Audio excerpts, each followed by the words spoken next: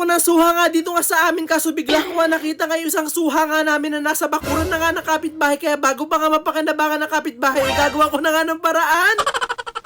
Ito na nga yung pang-anim na araw na pupunta na nga ulit ako dito nga sa puno nga ng suha nga namin para nga tumingin nga ulit ng suha kung meron na nga hinog para nga mapitas ko na at makain ko na. Matagal ko na nga kasi talaga hinihintay nga na tumubo nga itong puno nga ng suha nga namin kasi gusto ko nga talaga yung tubo nga nito kasi matamis. Kaya naman pagpunta ko nga dito yung nagtitingin-tingin na nga ako dito nga ng bunga nga na hinog na nga at pwede na nga pitasin at pwede na nga kainin. Kaya talagang chinecheck ko na nga isa-isa nga itong mga suha nga namin kung meron na nga hinog at pwede na nga pitasin kaso iba nga yung nakita ko. Nakita ko nga kasi nga yung isang suha nga namin na napunta na sa bakuran nga ng kapitbahay. At sa ilang beses ko nga pabalik-balik ngayon ko nga lang nakita nga yung suha nga na napunta na nga sa bakuran nga ng kapitbahay nga namin. Kaya talagang tinitignan ko nga yung suha nga na yun kasi baka nga yun nga yung hinog na tas yung bay napunta sa kapitbahay. Hindi ko nga makita nga na maayos kung hinog na nga ba yung suha nga na yun kasi malayo-layo nga talaga mataas-taas nga itong pader nga na to. Kaya talagang gagawin ko na nga ng paraan para nga talaga makita nga kung hinog na nga yun. At dahil hindi nga ako pwede mag-over the backot nga dun sa kapitbahay nga namin kasi trespassing nga yun pati maraming nga aso dun. Kaya talagang gagawin ko na nga lang ng paraan para makita ko na nga kung hinog nga yun nandoon. Kaya talaga naghanap nga ako dito kung ano nga yung pwede ko nga gamitin na panungkit para nga mapalapit pa nga dito nga yung suha at makita ko nga kung hinog na. Tapos ito nga yung nakita ko. Kaya naman ito na nga yung gagamitin ko nga para mapalapit nga dito yung suha nga na napunta sa bakuran nga na kapitbahay nga para makita ko kung hinog na nga. Baka kasi maunahan pa nga ako ng kapitbahay kung ito nga yung hinog kasi ilang beses na ako babalik-balik dito kakaintay nga na magkaroon na nga hinog dito at makain ko. At buti na nga lang talaga tama nga itong panungkit nga na nakuha ko nga dito nga sa tabi-tabi kasi talaga nakuha ko nga ng ayos nga itong pinakasuha. At sa hindi nga inaasahan bigla nga nabunot at talaga napitas nga itong suha nga natitignan ko nga lang sana kung hinog nga or hindi. Parang nagalit na nga sa akin nga yung puno at kusa niya na nga ibinigay nga sa akin nga itong suha nga na kinukuha ko sa bakuran ng kapitbahay. At talaga naman nung nahawakan ko nga itong suha nga na to talagang nagulat nga ako at nadismaya kasi talagang hindi pa siya hinog at hilaw pa. At talagang hindi nga mabiro nga itong puno nga na suha nga namin kasi titignan ko nga lang sana kung hilaw or hinog tas binigay niya na nga agad sa akin. At dahil napitas na nga siya at hindi ko na nga siya pwede ulit nga idikit nga dito nga sa puno nga ng ibon nga na nandito nga rin sa puno nga na suha nga namin. Amazing. Dapat ilalapit ko lang yung sanga papunta dito. Napunot! Ano ba yan? Nakarma tuloy ako.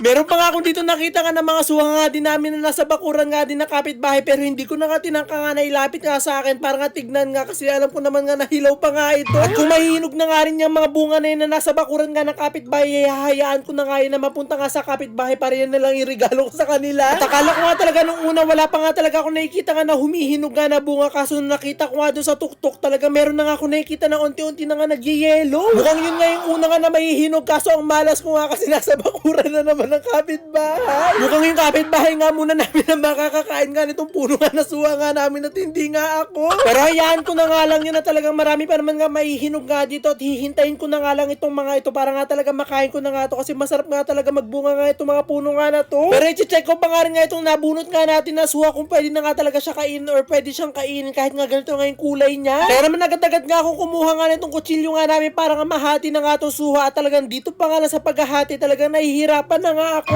Ito nga yung mga early sign nga talaga na hilaw pa nga talaga nga itong suha talagang hindi pa nga talaga siya pwede kainin kasi mahirap nga siyang buksan. Pero kahit nahirapan nga ako ng buksan talagang bubuksan ko pa nga rin to para makita ko pa nga rin yung loob niya kung ano nga itsura niya kapag hilaw. At talagang pagkabukas ko nga nitong suha nga na nakuha nga natin ay nagulat nga ako kasi yung pinakalaman niya yung kinakain nga natin ay color pink na. Ganito po ba pag color pink na ay pwede na natin kainin at pwede na natin kunin kasi ganito yung mga itsura ng mga nabibili kong suha na nabalatan na sa mga mall. At talagang hindi pa nga rin ako susuko at maghahanap pa nga rin ako dito nga sa puno nga na suha nga namin baka nga kasi meron nagtatago nga ditong hinog tas hindi ko lang nakikita. Kasi talagang nahalughug ko na nga itong dalawang puno nga na suha nga dito at talagang tinignan ko nga talaga isa-isa talaga wala nga akong nakita nga na hinog.